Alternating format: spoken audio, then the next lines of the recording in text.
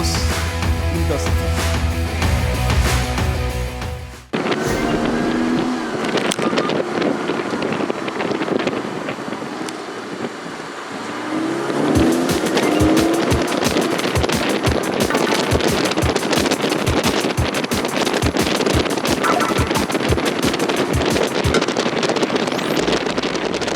그러니까 3억을 붙이라고.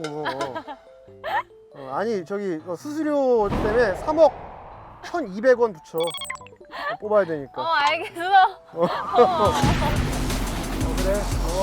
여기 좀 바꿔서. 그래. 수수료 계속 보고해줘. 3억 보내고 지금. 우와. 왜 이렇게 늦게 오십니까?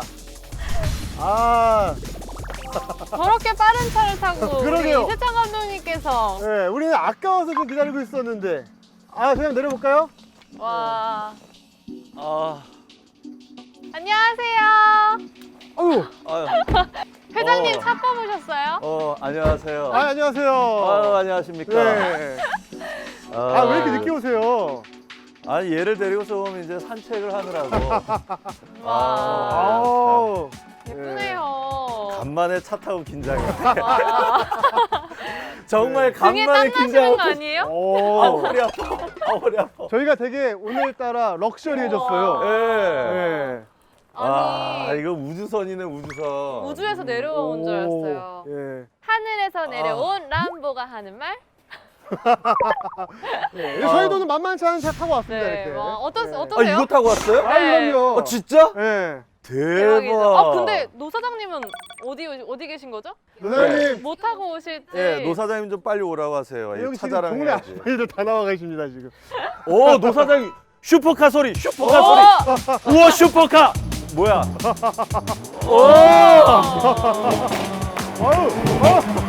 제일 요란하게 등장하시네. 빈수레가 제일 요란하게 요란하죠. 등장하셨습니다. 슈퍼카 소리. 뭐 다들 나보다 느리면서 봐. 어서 탄 냄새가 나. 난 앞에서 기름 넣고 왔잖아. 하도 안 오길래. 뭐 시끄럽대요. 되지도 않는 차 여기 소리 가지고 뭐. 나잖아요. 오늘의 주제인 람보르기니 끌고 나타났습니다. 네. 지난 편에 이세창 감독께서 예. 람보르기니를 꼭 해야 된다고 하셨잖아요. 오늘 실제로 타고 오셨을 때 느낌이 어떠셨어요? 이 차는 사람이 탈 차가 아니에요. 보는 누가 차인가요? 타야 돼요? 이거요? 네. 사람이 타긴 하는데 네. 느낌이 애물단지야. 어. 너무 조심스러워지고 네. 우리나라는 방지턱도 많잖아요. 그쵸. 방지턱만 나타나면 막 가슴이 벌렁벌렁하고. 와. 근데 왜 안 쓰고 막 다 넘어갔어요? 아까 예? 뒤에 따라오면서 보니까 막 넘어가시던데. 다 썼어요. 다 썼어요. 거예요? 그리고 브레이크 등이 고장 났나? 지금 이 차가 보면은 차고를 엄청 높여놨어요. 이게 높인 예, 거예요? 이게 높여놓고 낮춰지는데 아. 불안해가지고 차고를 엄청 높이고 왔어. 그래서 천천히 가셨고. 예. 그리고 의자가 어마어마하게 딱딱해요. 이거 허리 디스크 있는 사람 못 하겠어. 지난번 벤틀리랑 많이 다르네요. 감독님이 네. 엉덩이에 살이 없어서 그런 거 아니에요? 그럼 맞아요. 제가 이거 뾰족 엉덩이라. 오늘은 밖에서 하는 거야? 오늘요? 안 줘서 안 해? 아니 안에서 할 건데 지금 네. 너무 아름다워서 저희가 할 얘기가 못 들어가고 많죠. 있어요. 네. 오늘 할 얘기가 정말 많지만 좀 외관을 보면서 저희가 보고 있는데 네, 이 차는 네. 우선은 람보르기니 그 시리즈 중에 우라칸. 아. 이름도 세네요. 멋있죠. 발음 정확해. 와라칸. 와라칸. 와라칸이라고. 뭐 우라칸, 공룡 우라칸. 같은 느낌인데 사실 여기에는 황소가 그려져 있어요. 네. 일단 저희가 이거에 대해서도 안에 이따가 들어가서 이야기를 또 해보도록 이제 하겠습니다. 그냥 외관상 우주선 같지 않아요? 네, 저는 뭔가 우주선을 타고 내려온 것 같은 느낌이 들었어요. 그러니까 보통 우리가 막 뭐 얘기할 때 그런 뭐 제트기 엔진 막 그런 얘기 많이 했잖아요. 근데 정말 제트기를 타고 온 것 같아요. 네. 모양 자체가. 근데 실내도 뭔가 제트기처럼 비행기 같은 버튼이 그렇죠. 비행기 콕핏 같은 느낌을 네, 딱 네. 주고 있고. 버튼이 진짜 되게 좀 네. 복잡하기도 하고. 네. 그리고 굉장히 각지고 지금 가만 보면 이렇게 육각형의 펜타곤 디자인들이 많이 섞여 있거든요. 다 네. 육각형으로. 네. 그것도 나중에 설명드릴게요. 감독님 되게 조마조마하셨나 봐요. 의자를 앞으로 바짝 당겨서 오셨네요. 다리가 짧으신가? 이거 손 닦는 수건인가요? 손에 땀 날까 봐. 네. 그리고 네. 역시 이게 미드십 엔진이라 이 등 뒤에서 울려오는 빡빡하네요. 배기음과 엔진음이 듣기가 너무 좋았어요. 들어오실 때 소리가 정말 어마무시했거든요. 나 왔다 저희. 이런 네. 느낌. 네. 자, 나 왔다. 차 비켜라. 안에서 연인끼리 뭐 그런 건 못 하겠네요. 아 대화요? 네, 아, 대화는 안 시끄러워서. 시끄러워가지고 잘 안 되죠. 나도 가는 데도 네네. 있죠 뭐. 네네. 그러니까 아무튼 안 될 것 같아요, 대화가. 뭐 여기서도 대화해도 되고 그죠? 아, 여기서 그러니까. 위에서 해도 되고 그죠? 와. 지금 여기는 안 보이는데 이 뒤쪽에 지금 엔진이 들어있어요. 아, 여기 뒤에 안에 이 전체가 다 보이네요. 엔진이라고 보시면 돼요. 이 전체가 다. 저희가 일단 이제 들어가서 이 안에 대해서 그리고 이 람보르기니의 역사에 대해서도 이제 한번 파헤쳐 봐야 될 것 네. 같은데요. 우리 노 사장님 심취하셔가지고 지금 요리조리 보고 아니 계시네요. 아까 나보다 느리길래 왜 느린 거야? 아니 이렇게 생긴 차가 왜 이렇게 느리지 그래갖고. 얘보다요? 아니 하이패스가 아니셔가지고 어. 네. 예. 아 거기서 내가 확 따버렸어요. 톨게이트에서 좀 걸렸습니다. 톨게이트에 돈이 없으셔가지고 또 한참 막 전화하고 막 난리도 아니시더니 막 가는데 기름 떨어지는 게 보여. 가슴이 벌렁벌렁해서 천천히 왔어요.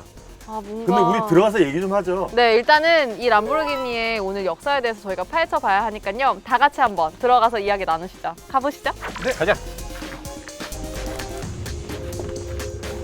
노 사장의 섹시한 히스토리 오브 카. 저희 넷 한 명도 빠지지 않고 다시 모였습니다. 안녕하세요.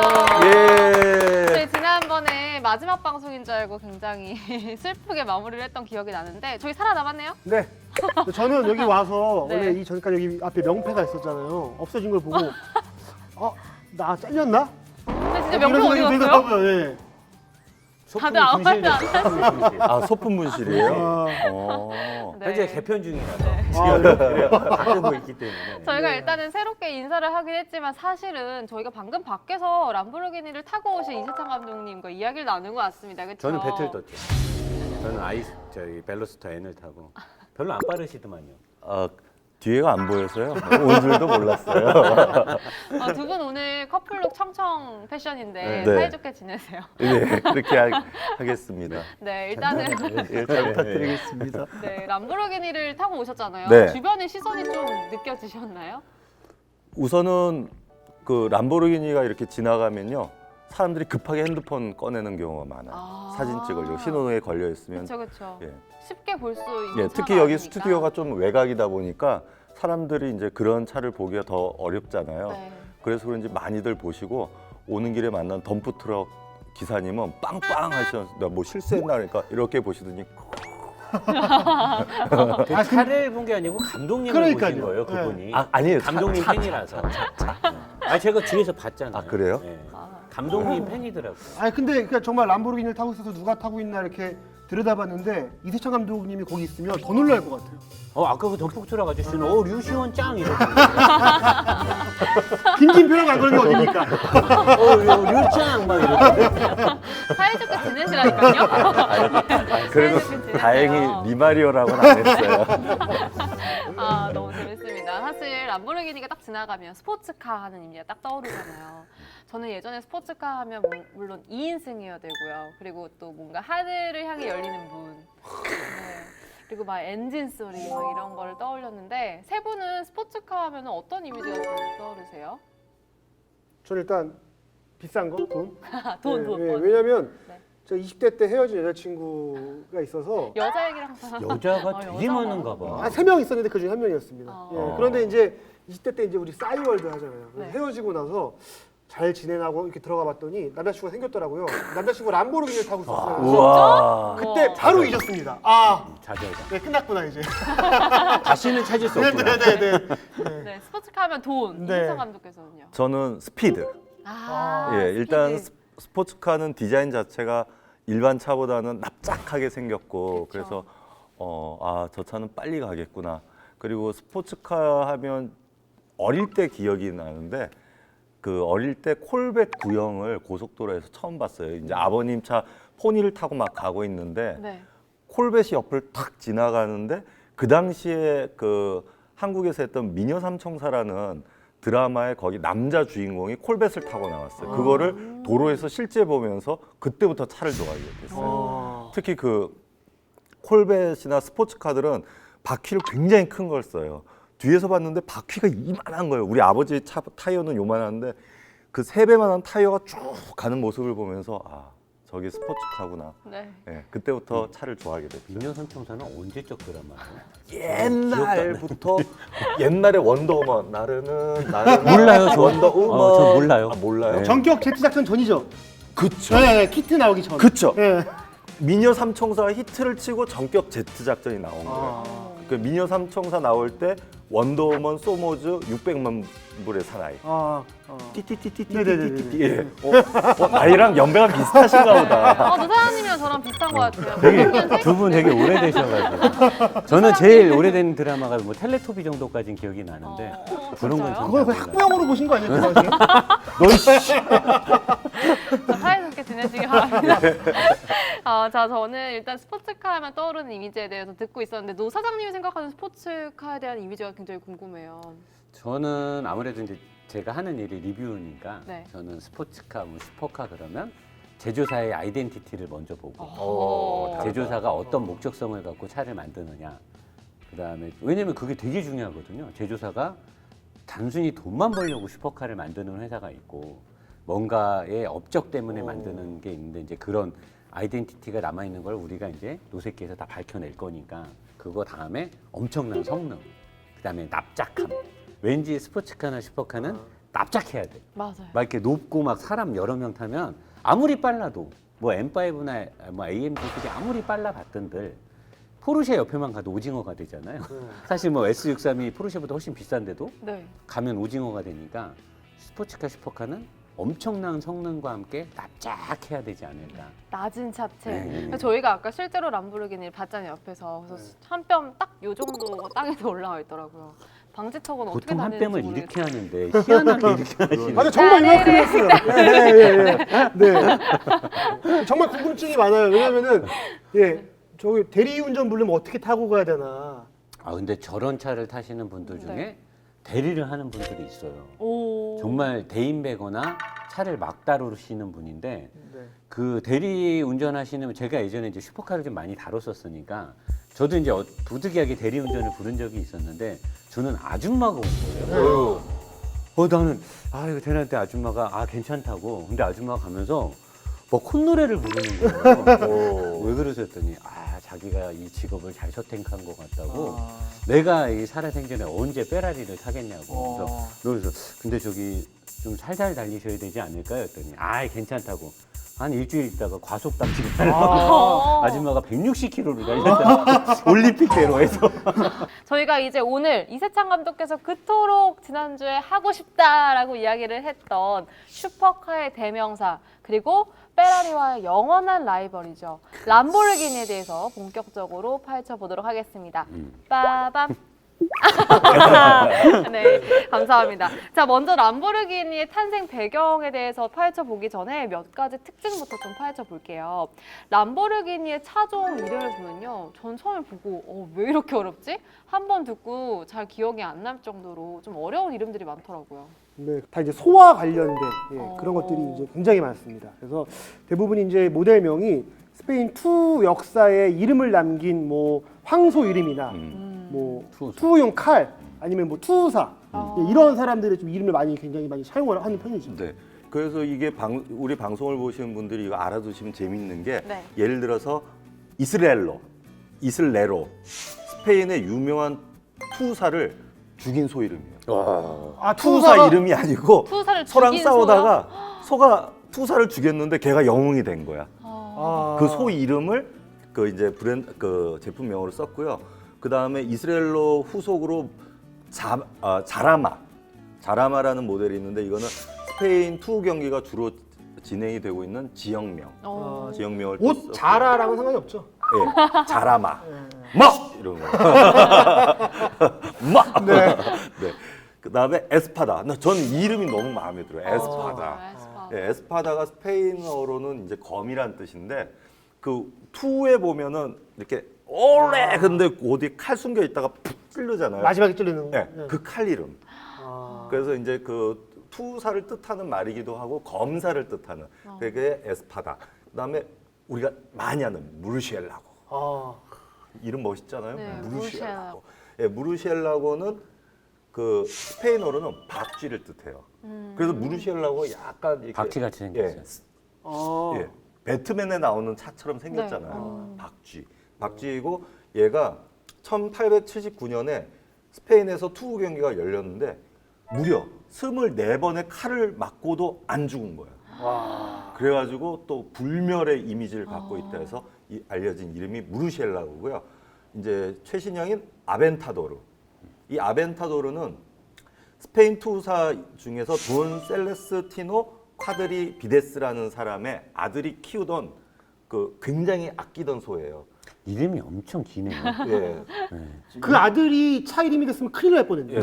그래서 그럼 우리나라처럼 김수환, 뭐 거북이와 두루미 그런 일이 될 뻔했네요. 그래가지고 얘가 엄청 아끼던 소인데 이게 투 경기에 들어가가지고 정말 피 터지게 투사도 피투성이 되고 얘도 피투성이 돼서 정말 처절한 경기를 한 소거든요. 그 소 이름이 바로 아벤타도르입니다.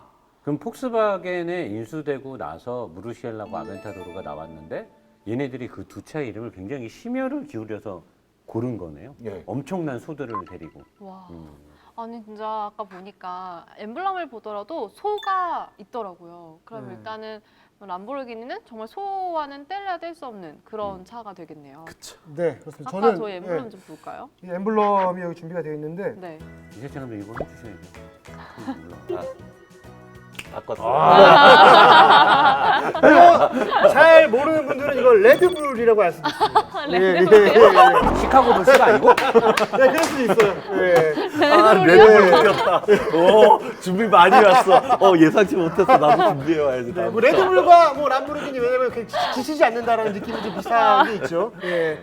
근데 이 방패 모양의 테두리 안에 이제 황소가 그려져 있는데 우리 홍재경 아나운서는 별자리가 네. 어떤 자리예요? 저요? 저 딱 보면 느껴지지 않나요? 황소 자리요? 정갈 자리. 아니. 사자자리. 황소 자리예요? 네. 이세찬 감독님 저는 별자리가 2월생이라서 물병 자리입니다. 물병 자리. 예, 물병. 전혀 안 어울리죠. 예. 뭐 저는 버터 자리 이런 거. 스피트 자리 뭐 이런 거. 감사합니다. 저는 마가린인 줄 알았는데. 노 사장님 뭐 어떤 자리인지 아세요? 본인 자리는? 잘 몰라요. 그 자리에 앉아 계시면 돼요. 세 번째 자리. 몇 자리 말고. 네. 저는 그냥 뿌려주세요. 아, 여기다 묻지 마시고. 몇 월생이세요? 2월이요. 같은 자리 아니에요? 2월 아니, 아니 근데 8월이라니까요. 2월. 아니 제가 2월이니까 2월 같은 28일, 2월. 26일. 근데 그 다르죠. 다를 수도 있죠. 날짜가 다르면 다를 수도 있더라고요. 네. 무슨 자리예요, 근데? 그러면? 저는 그런 거 별로 관심이 없어가지고. 옛날에 염소 자리인 줄 알았는데 누가 또 물고기 자리라고. 그게 뭐가 중요합니까? 내 자리가 중요하죠. 그죠? 예. 왜 물어보신 거예요? 김현희 기자님 무슨 자리세요? 저는 이제 10월 20생이어서 네. 저는 천칭 자리인데 만약에 제가 람보르기니 이 회사의 사장이었으면 아마 네. 이 엠블럼에다가 이렇게 무슨 뭐 천칭 뭐 이런 거 무슨 뭐 저울 이런 거를 넣었을 것 같아요. 법원처럼. 네, 그렇죠. 오늘 되게 개그감이 되게 뛰어나시네요. 배웠어 약간. 아, 그래요? 매듭에서 확 올라왔어. 서로 되게 서로만 좋아. 지금 우리 프로의 성격은 알고 계신가요? 자동차 이야기. 아, 그렇구나. 자, 자동차 그래서 회사. 이게 왜 황소 자리라서 그럼 이걸 황소를 넣은 거예요? 이게 왜냐면 이 람보르기니의 이제 창업자인 페루치오 람보르기니의 별자리가 바로 황소 자리였습니다. 이게 뭐냐면 흔히 말하는 관종이죠, 관종. 내가 황소 자리여서 내가 만든 회사는 황소를 넣어야 된다라는 관종인 거죠. 그리고 이 람보르기니가 이제 본인의 별명 중에 가장 좋아했던 별명이 타모노라는 건데요. 타노스가 아니고. 네. 타모노는 싸움소처럼 강하고 단단하고 굳건하다라는 뜻이라고 합니다. 그래서 멋있다. 네, 뭐 멋있는 관종이죠. 네. 아니 일단은 얘기를 듣고 보니까 외형도 좀 약간 황소처럼 뭔가 굳세고 거칠고 좀 튼튼하게 생긴 것 같긴 하거든요. 이 디자인에 대해서도 또 이제 이야기를 해보면 굉장히 좋을 것 같아요. 디자인.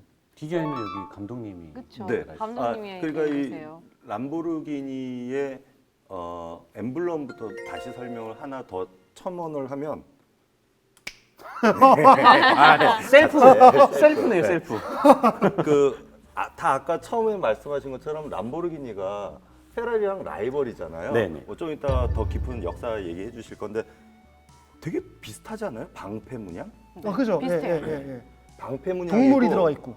잘 생각해 보시면은 페라리는 테두리가 블랙에 말이 깜정이에요. 아, 이거를 금색이 아니라 노란색으로 인식을 하고 뒤집어 보면 딱 반대예요. 완전 상반되는 컬러를 예. 골랐네요. 그래서 람보르기니가 페라리랑 그렇게 경쟁해서 브랜드도 비슷하게 그렇게 반대로 지금 오고 있다라는 지금 분석이 많거든요. 그런데 디자인을 보면 이 말씀을 왜 드렸냐면 근래 들어서 완전히 나눠졌어요.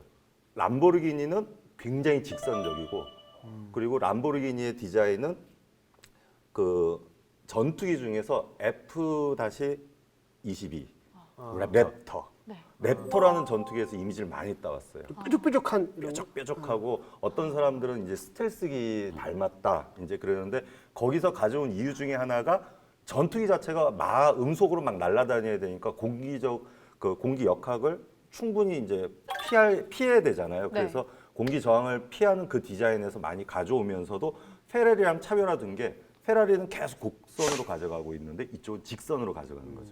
그래서 이제는 길에서 두 가지 스포츠카가 납작한 차가 딱 보여도 둥근 유선형이 보이면 페라리인가 하고 보게 되고 일단 뾰족뾰족하고 직선형이다 그러면 람보르기니다. 그래서 그런 성향을 지금 보여주고 있습니다. 제일 둥글면 뉴비틀이고. 여기 있네, 여기. 네. 여기 있네, 여기. 네. 위험해. 아주 위험해. 네. 네, 엠블럼 이야기를 하고 있는데요. 그럼 노 사장께서는 엠블럼에 대해서 좀 어떻게 보세요? 저희 그때 어떤 엠블럼이 제일 마음에 드냐 이런 얘기도 했었잖아요. 람보르기니 엠블럼은요? 일단은 우리나라 차들은 사실 엠블럼이라는 개념이 도요타 뭐 일본 브랜드도 그렇고 이렇게 이니셜을 가지고 엠블럼을 만드는데 이 당시에 유럽에서는 항상 우리 이 노새끼하면서 우리 역사 얘기하잖아요. 역사하면 유럽은 전쟁. 얘네는 뭐 영토가 다 붙어 있으니까 전쟁이 끊이지가 않으니까 백작이든 공작이든 뭐 이런 사람들이 전쟁터 나가서 뭘 받아 우리나라 뭐 무공훈장 이런 것처럼 국왕으로부터 또는 뭐 이렇게 받으면 그걸 가지고 자기네가 마차를 만들든 뭐 할 때 그거를 자랑스럽게 왜 자기 가문의 영광이니까 그쵸. 국왕한테 이걸 받았으니까 그래서 자동차에 대부분 그 엠블럼이 들어가는데 이 페루치오 람보르기니는 농부고 어디 전쟁에 나간 적도 없고 그러니까 이 사람은 벤틀리가 됐던 에스턴 마틴이 했던 그 당시에 있던 유수의 이런 고급차 브랜드들처럼 역사와 전통이 없었고 뭐 백작 뭐 이런 거 받은 적도 없고 그러니까 자기는 이거를 하긴 해야 되는데 자기는 이제 페라리를 타도하기 위해서 람보르기니를 만들려고 하는데 그러려면 이제 회사 이름은 다 뭐 그 당시에 사람 이름이었으니까 다 자기 이름을 넣는데 람보르기니를 넣는데 이제 엠블럼이 있어야 되니까 그래서 아까 김 기자 말대로 자기가 황소 자리니까 황소를 하는데 이 사람이 거기에 뭐가 있었냐면 타도 페라리를 위해서 람보르기니를 만들었기 때문에 페라리가 쓰는 엠블럼보다는 센 동물을 넣어야 되는 거야. 근데 이제 호랑이나 뭐 사자를 넣기에는 이미 프랑스에서 제규어라든가 뭐 이런 브랜드들이 이미 푸조 사자 쓰고 제규어가 호랑이 같은 거 쓰고 이러니까 가장 센 동물을 넣고 싶은데 그렇다고 드래곤을 넣자니 이건 좀 안 맞는 것 같고 드래곤 사실 중국이잖아요. 네. 유럽에는 드래곤이 없었으니까 그러니까 이 사람이 말을 이길 수 있는 센 동물을 생각한 게 황소를 생각을 한 거예요. 자기 별자리도 황소고. 그래서 황소를 넣는데 이 사람은 타도 페라리이기 때문에 방패는 페라리 걸 똑같이 따라간 거예요. 이거는 똑같이 따라가고 감독님 말대로 색깔 바꾸고 거기다가 황소 집어넣고 나중에 이제 재밌는 애니메이션으로는 황소가 이렇게 페라리가 이렇게 도약하는 말이잖아요. 그 이걸로 똥찜을 찌르는 걸로 해갖고 막 이렇게 엠블럼을 만들고 페라리가 놀래갖고 막 이렇게 황소가 뛰어와서 페라리가 놀랬다 뭐 이런 식으로 이렇게 재밌게 만들고 해서 이 람보르기니는 엠블럼을 만들 때 황소 자리도 있었지만 자기가 어디 가서 받은 그런 수여 훈장이 없었기 때문에 그래서 이 메이커들 그 당시에 포르쉐든 뭐든 다 보면 약간 이 엠블럼이 좀 복잡한 뭐 깃발도 있고 막 그래요. 근데 람보르기니 아무것도 없어요. 아무것도 없고 람보르기니에 황소만 있어요. 왜냐면 전쟁터를 나간 적이 없어서. 그게 그 일환. 아무 업적이 없으니까. 네. 네, 그래서 단순히 황소예요. 사실은 별로 생각 없이 항상 지나다니면 봤는데 이제부터는 람보르기니 지나가면 황소 생각밖에 안 나고 이렇게 디자인 쪽으로 탐구하니까 그런 생각이 드네요. 네. 그리고 이제 마르첼로 간디니에 대해서 조금 더 설명을 해드려야 될 것 같은데 이제 간디니 바로 이분입니다. 우와. 약간 간지가 간지잖아요. 나죠. 진짜 멋있네. 간지니. 간지죠. 이분. 오. 예, 간지 나죠. 예, 이제 간디니는 1965년 이탈리아에서 이제 오랜 전통을 자랑하는 소규모 자동차 공방에서 근무하던 디자이너인데요. 이제 한국산 고유 모델 1호인 포니 디자이너죠. 동시대 거장이었던 조르제토 주지아로의 뒤를 이어서 이제 수석 디자이너가 되면서 처음으로 선보인 작품이 바로 람보르기니 미우라입니다. 미우라. 람보르기니 미우라가 지금 스포츠카의 대명사이기도 하면서 시초격에 해당되는데 1966년 제네바 모터쇼에 딱 등장을 합니다. 그러니까 사람들이 깜짝 놀라는 거죠. 이때까지 보지 못했던 그 곡선의 차체, 그 다음에 팝업식 라이트 웰 이제 팝업식으로 돼 있었고, 그 다음에 리어 휀더 앞에 공기를 흡입하는 흡입구가 리어 휀더 앞에 이렇게 딱 붙어 있어요. 여기. 저거는 미우라가 아니라 요타인데 요타. 미우라 요타. 미우라 고성능 요타래요. 버전으로 튜닝된 거. 미우라 찾으라고요. 미우라. 아니 미우라는 미우라가 맞아요. 맞아요. 미우라가 맞는데, 맞는데 고성능. 네. 네, 고성능. 그렇대요. 네, 자, 고성능. 예, 네, 고성능. 고성능. 자, 여기가 이제 공기 흡입구. 네. 이쪽으로 왜냐하면 엔진이 뒤에 들어 있어요. 이제 그 당시 최초로 미드십 엔진을 탑재를 하게 돼서 만들게 됐고요. 미우라라는 이름은 이 오너인 페루치오 람보르니가 직접 붙인 건데 이스라엘로 가야르도 무르시엘라고 이런 이름들에 붙인 소 있죠. 네. 네. 그 소를 길러낸 사람이 돈 안토니오 미우라라는 사육사예요. 사육사 이름을 붙인 거구나. 예, 그래서 사육사의 이름에서 미우라를 따가지고 탁 붙인 게 되고 그 이후로 나오는 차들의 그 사육사가 키운 애들의 이름이 많이 붙어요. 스토리가 있네요. 네. 그 사육사는 로열티 엄청 받겠네. 지가 키운 소들이 다 들어갔으니까. 네, 그래서 그 이름이 미우라인데 지금 미우라가 만들어지고 나서는 처음으로 미드십을 넣다 보니까 성능적으로는 문제가 조금 있긴 있었어요. 처음으로 미드십이라는 게 자동차의 엔진이 뒤에 있다 보니까 뒤가 너무 무겁잖아요. 그러면은 이 앞바퀴가 바닥에 잘 붙어 있어야지 조향이 잘 되거든요. 그런데 이게 뒤가 너무 무거우니까 앞이 들리는 거야. 그리고 디자인이 이쁘게만 만들었는데 그 다음에 그런 공기 역학이 그 과학이 좀 덜 발달할 때라 고속으로는 만들어놨는데 바람을 뚫다 보니까 얘가 자꾸 들리네 앞이. 그걸 노즈업이라고 하는데 앞이 이렇게 들리니까 핸들링이 불안한 거예요.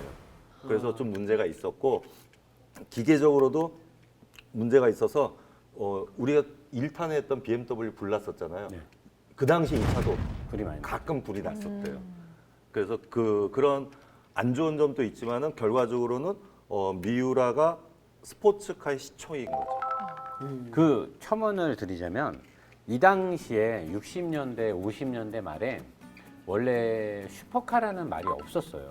슈퍼카라는 단어가 아예 없었고 그 페라리나 다른 이제 에스턴 마틴이나 이런 데서 고성능 차들이 나왔는데 이때는 운동 성능도 중요했지만 운동 성능으로 가는 거는 경기용 차들이 따로 있었고 대부분은 유럽은 이제 땅이 크고 대륙간 이동 거리가 많으니까 고성능의 GT, 그랜드 투어가 되는 이런 고성능 차를 굉장히 비싸게 보고 사람들이 좋아했는데 그 당시에 페라리는 대부분 다 차 엔진이 다 앞에 있었어요.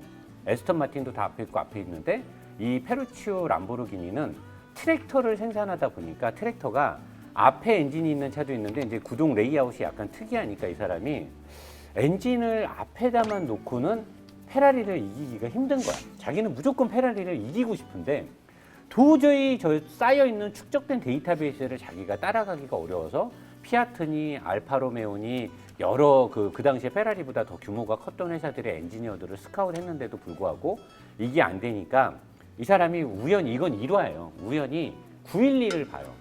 근데 911이 엔진이 뒤에 있는 거라. 그러니까 이 사람이 가만 보니까 저걸 뒤에다 놓자니 더 방법이 안 나오면 아니 그러면은 엔진을 중간에다 놔볼까?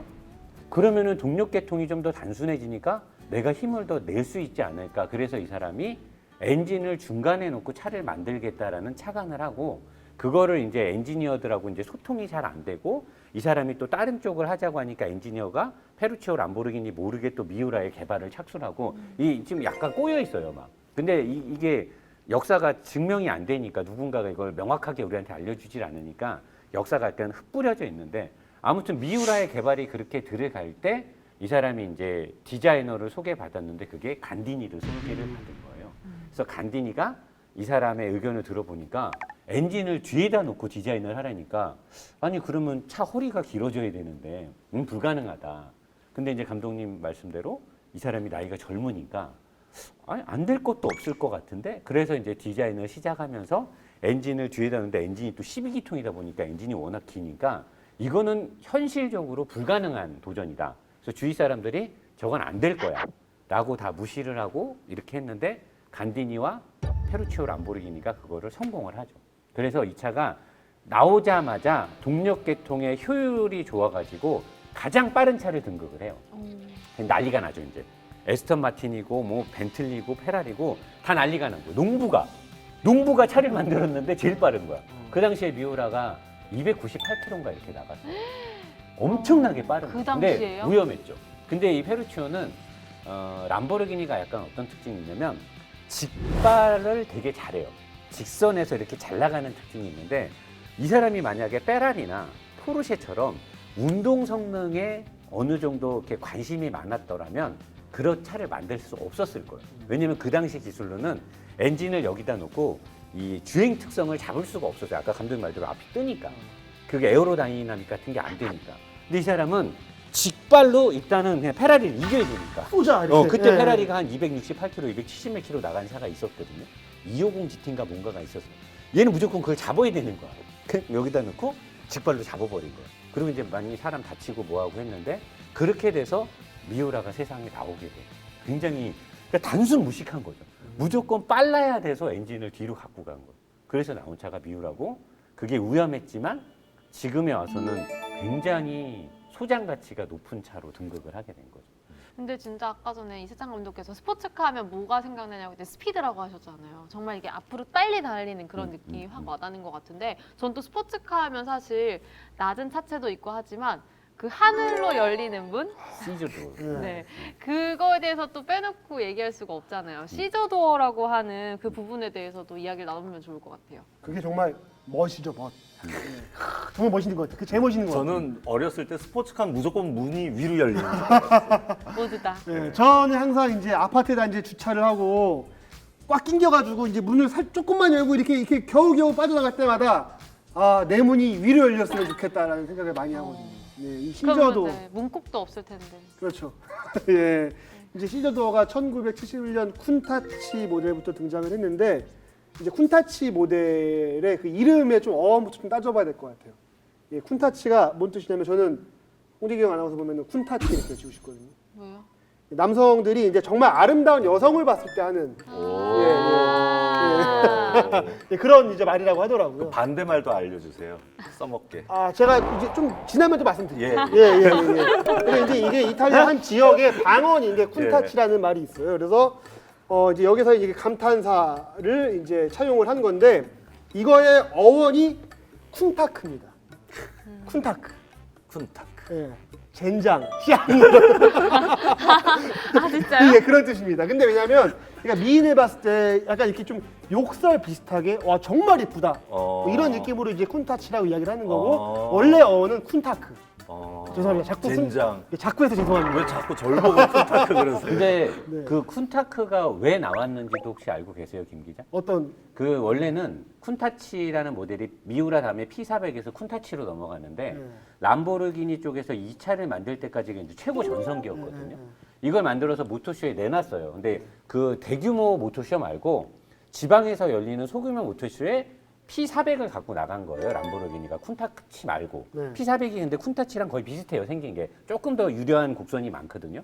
미우라랑 쿤타치의 중간 정도가 P400인데 이거를 그 소규모 모토쇼에 내놨는데 방금 말했던 그 이게 원시부족인가 어디에 족장인가 누군가가 그 사람이 이제 돈이 많았나 봐. 네. 그 모토쇼를 딱 이제 족장이니까 이렇게 사람들 데리고 갔을 거 아니에요. 네. 부족민들 데리고 딱 보고 탁 이렇게 한 거예요. 네. 그게 뭐냐면 이제 아까 얘기했던 대로 진짜 미네르바가 이런 젠장 씨발, 쩌네, 이런 쩐다 이런 표현이 걔네 탁 이거였어. 네. 근데 그걸 옆에서 람보르기니 직원이 딱 보니까 뭐지?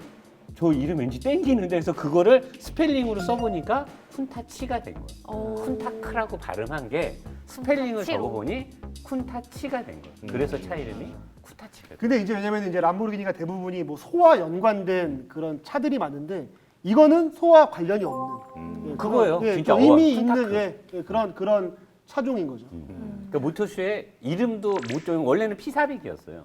P400 이름을 갖고 나갔는데 쿤타크 이러니까 옆에서 직원이 듣고 쿤타치로 받아 적은 다음에 그 후속인 진짜 오리지널 쿤타치가 개발됐을 때 그 이름을 넣어버린 거예요. 그 족장 이름이 쿤타틴테 아니에요? 넘어가셨네요 이번에도. 예. 지금 이거를 듣고 빵 터지는 우리 시청자분들 계실 거예요. 네. 최소한 저랑 동료들 같이 얘기합니다. 그 디자인 얘기를 좀 더 해야 될 것 같아요. 시저도. 네, 예. 시저도 시저도. 간디니랑 그 당시의 디자인에 대해서도 얘기가 좀 필요할 것 같아요. 예. 네. 그 아까도 언뜻 얘기하셨는데 이 미우라가 이 처음에 나올 때 아까 언뜻 얘기하셨는데 이 창립자는 스포츠카를 저 디자인으로 나온 걸 싫어했었대요. 그 당시에는 그란트리스모라고 이제 그랜드 투어러라고 부르거든요. 이제 고성능 쿠페. 그거를 요구를 했는데 개발하는 사람들이 창립자 몰래 만든 게 미우라예요. 몰래요? 네, 몰래 디자인해서 떡 꺼내 놓으니까 창립자가 보고 아 이거는 마케팅에 도움이 되겠구나 해가지고 출시를 했는데 이게 폭발적으로 반응이 이렇게 디자인이 된 거죠. 아까 제가 얘기했던 개발을 엔진을 뒤로 놓자고 했는데 말이 안 되니까 되게 우여곡절이 많았거든요. 람보르기니 회사 안에서 한 해 만에 된다 안 된다 이건 너무 무리수다 어쩌다 네. 그러니까 원래 페루치오 람보르기니는 미우라 말고 다른 거 미는 게 있었었어요. 근데 이 개발자들이 감독님 말씀대로 따로 이거를 개발을 또 한 거죠. 그래서 나왔는데 이게 우여곡절 끝에 나왔는데 대박을 치게 된 거죠. 차가. 근데 그래서 이 쿤타치 이 시저도 이게 바로 이제 우와. 이때부터 시작이 된 거예요. 정말 이거 무슨 진짜 뭐 장난감 차에 나오는 모형 같아요. 너무 멋있는데요. 우주선 같은. 저게 우주선. 60년대 나왔다는 게 말이 됩니까? 차가. 네, 60년대 말에 나왔어요. 네, 저런 차가. 와. 근데 이런 시저도어가 예. 주차를 위한 편리성 때문에 만들어졌다는 이야기도 저게 들었어요. 그 당시에 네. 람보르기니가 경쟁 차종들에 비해서 차폭이 넓었어요. 네. 왜냐하면 페루치오 람보르기니는 엔지니어나 레이서 출신이 아니다 보니까 그 레이싱에서 얻어진 데이터베이스가 없다 보니까 속도를 빠르게 하는데 차가 자꾸 불안하니까 단순하게 계산을 했을 때 차를 납작하고 넓게 만드는 거는 몸에 느낀 거예요. 자기가 운전을 하면서. 그러니까 람보르기니는 계속 차폭이 넓어진 거예요. 그러니까 이게 페라리나 포르쉐나 에스턴 마틴 그 당시에 나왔던 차들은 차폭이 별로 안 넓어요. 근데 람보르기니는 차폭이 넓으니까 이렇게 문을 여니까 이게 안 되는 거야. 불편한 거야. 그러니까 이제 페루치오 람보르기니가 간디니한테 야 이거 좀 어떻게 해결 좀 해봐봐. 이게 불편해갖고 안 된다니까 간디니가 젊잖아요. 창의적이니까 그때 당시에 지금의 안전규제면 불가능한데 그러면 문을 위로 열면 될 거 아니야? 그래서 간디니가 문이 위로 올라가는 디자인을 해서 이걸 성공을 시킨 거예요. 근데 이게 무슨 문제가 있냐면 차가 달리다 사고가 나서 전복이 되잖아요. 그럼 슈퍼카 그 당시에 저런 고성능 차는 연료 차단 장치나 이런 것들이 지금도 차 뭐 전복되면 불나잖아요. 옛날에는 차 뒤집어지면 100% 불났어요. 뒤집어지면 이제 차에서 불이 붙기 시작하는데 문이 안 열리니까 운전자가 내릴 수가 없는 거예요. 난리가 나고. 그래서 옛날에 람보르기니 저 쿤타치나 디아블로나 이런 차들은 전복 사고 나면 창문이 이제 나중에는 뭐 쉽게 깨지게 하거나 뭐 창문이 무조건 열리게 하거나 이런 강제 장치가 있었는데 탈출을 못해서 타 죽은 경우가 되게 많아요. 사람이 멀쩡한데도 불구하고. 그래서 최근에 나왔던 한 십수년 전에 나왔던 벤츠나 이런 걸링 도어나 이런 것들은 차가 이렇게 뒤집어지면 센서에서 문이 열리는 경칩에 소규모 폭탄을 달아서 차가 뒤집어지면 폭탄이 터지면서 문짝이 날아가요. 그래서 사람이 탈출할 수 있게. 근데 저 당시에는 그런 거에 대한 규제가 없으니까 저 시저도어가 보기에는 멋있는데 전복 사고가 나면 이제 난리가 나는 거죠. 사람이 탈출을 못 하니까. 그럼에도 불구하고 인기는 엄청났었죠. 네. 그 디자인 말씀을 하셨는데 스포츠카라고 불리우는 그 우리가 이제 람보르기니를 얘기할 때 기본적으로 이 미드십 엔진에 대해서 개념을 좀 갖고 가셔야 될 것 같아요. 보통 엔진은 자동차 앞부분에 있잖아요. 네. 앞부분에 있는데 엔진의 디자인을 봤을 때 엔진이 이렇게 직사각형으로 생겼거든요. 그죠? 근데 엔진이 이렇게 앞부분에 실린 차가 있고요. 이렇게 실린 애가 또 있어요. 그리고 미우라는 이렇게 실렸었는데 지금 나오는 미드십은 이렇게 실려 있어요, 엔진이. 세로로. 네, 세로로. 미우라는 가로형이었고 여기서 잘 생각해야 되는 게 아까 허리가 길어진다고 하잖아요. 네. 엔진을 이렇게 넣으면 허리가 길어지는 거예요. 엔진이 길어지니까 뒤가 길어지죠. 그러니까 미우라는 이걸 옆으로 넣은 거예요. 그 당시 페라리들도 다 옆으로 네. 있었어요. 예, 옆으로 놓으면 그나마 뒤가 길어지는 걸 막고 안에 공간을 조금이나마 넓게 쓸 수 있고 이걸 이렇게 놓으면 놓을수록 실내가 좁아져요. 그래서 스포츠카가 실내가 좁은 거예요. 네, 그래서 아까 람보르기니 타고 오신 거 네. 오픈카에서 안에 들여다봤잖아요. 정말 굉장히 좁고 뒤가 길더라고요. 그리고 되게 이렇게 의자를 제쳐서 쉴 수 없는 차잖아요. 그러니까 벽이 네. 뒤에 있어서 그차 타고 쉬면 안 되지. 달리라고 만들지 않는데 차에서 쉬면 어떻게 해요? 아 가끔은 쉬어야죠. 예, 예. 그리고 그럼 누가 물어요. 왜 그럼 다 이렇게 엔진을 넣지? 왜 이렇게 굳이 길어지고 그 고급 대형 세단도 엔진이 이렇게 들어가거든요. 대신 앞이 길어요. 왜 이렇게 넣느냐? 그거는 엔진을 이렇게 넣는 것보다 이렇게 넣었을 때 자동차 좌우 밸런스가 좋아요. 이렇게 넣으면 결국은 구동축에 여기에 또 다른 쉽게 얘기해서 쇳덩이가 들어가니 그것 때문에 자동차의 밸런스가 별로 안 좋거든요. 예민한 사람은 우회전과 좌회전의 자동차의 느낌이 다르다는 걸 알아요. 근데 이제 고성능 자동차일수록 이게 이렇게 실리거든요.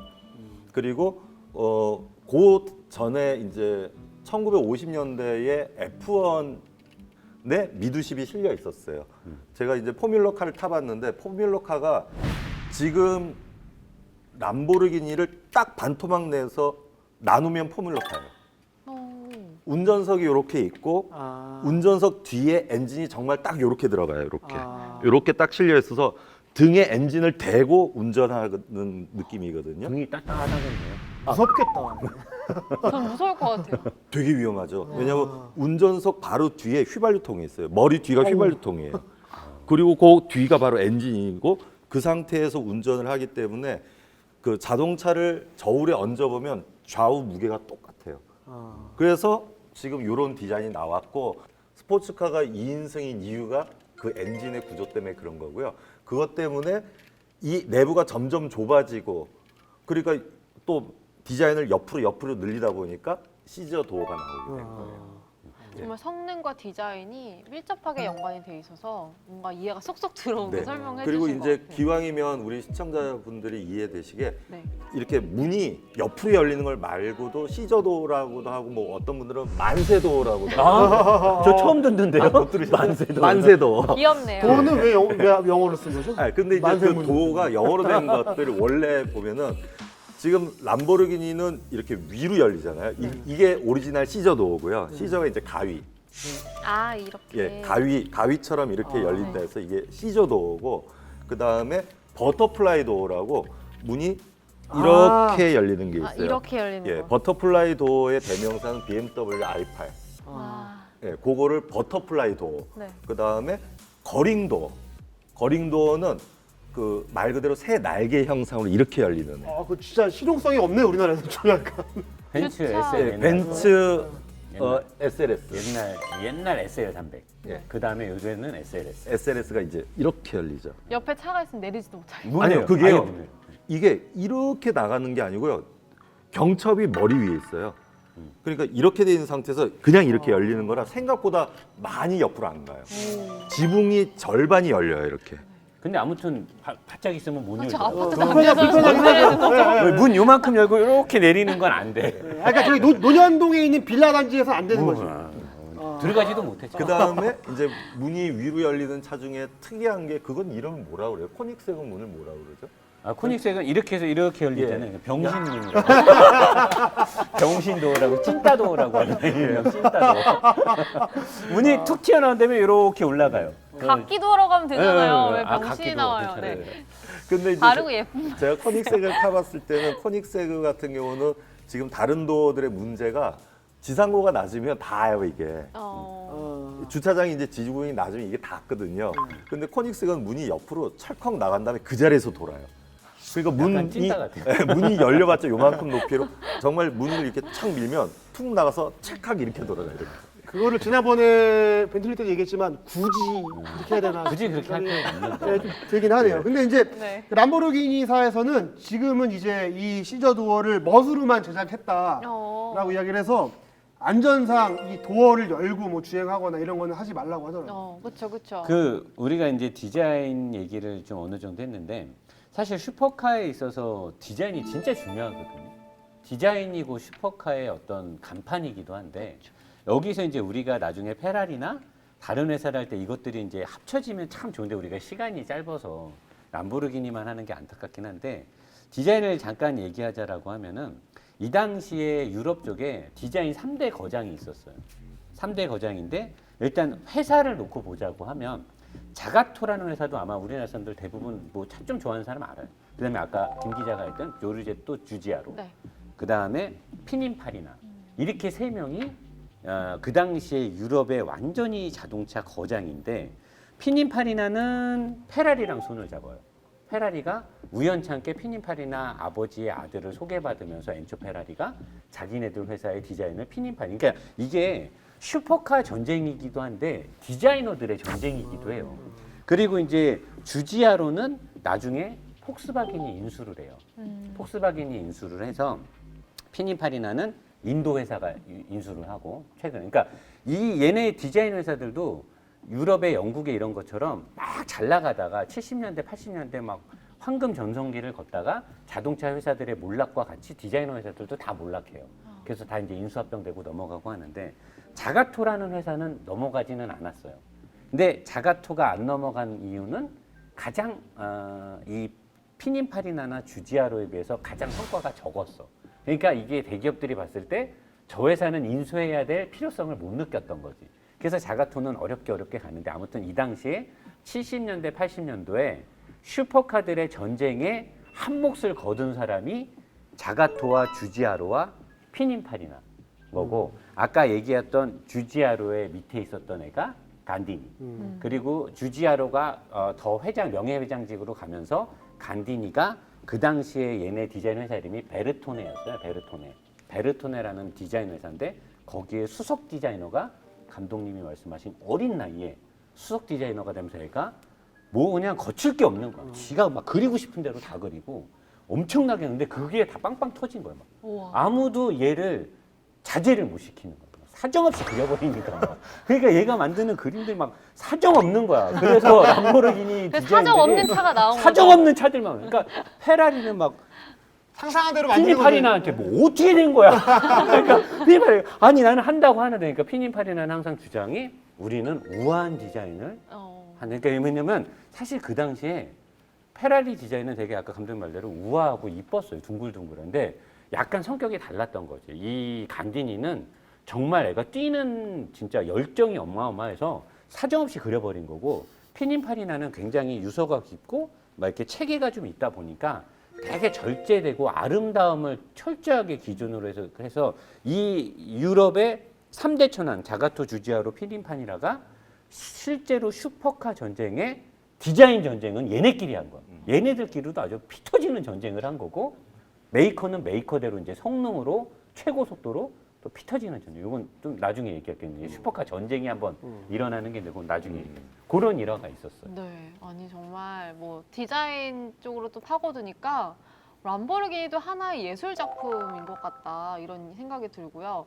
그리고 또 지나갈 때 보면은 뭔가 나와는 되게 먼 차 같았거든요. 그들만의 세상이죠. 그들만의 세상이고 딴 세상에서 온 차라고 생각이 들었는데 이렇게 밀접하게 또 관련된 성능이라든지 디자인 이야기를 나눠보니까 굉장히 친근한 느낌도 드는 것 같습니다. 하지만 저희가 노세키 섹시한 히스토리 오브 카잖아요. 히스토리 역사를 알려면 사실 시작, 처음부터 언제 나오나 했다. 차근차근 짚어봐야 하지 않을까 해요. 저희가 일단은 두루뭉실하게 이제 외관에 대해서, 디자인에 대해서, 엠블럼에 대해서 이야기를 해봤는데 이제부터는 처음 시작, 람보르기니는 어떻게 시작했는지 한번 보도록 하겠습니다.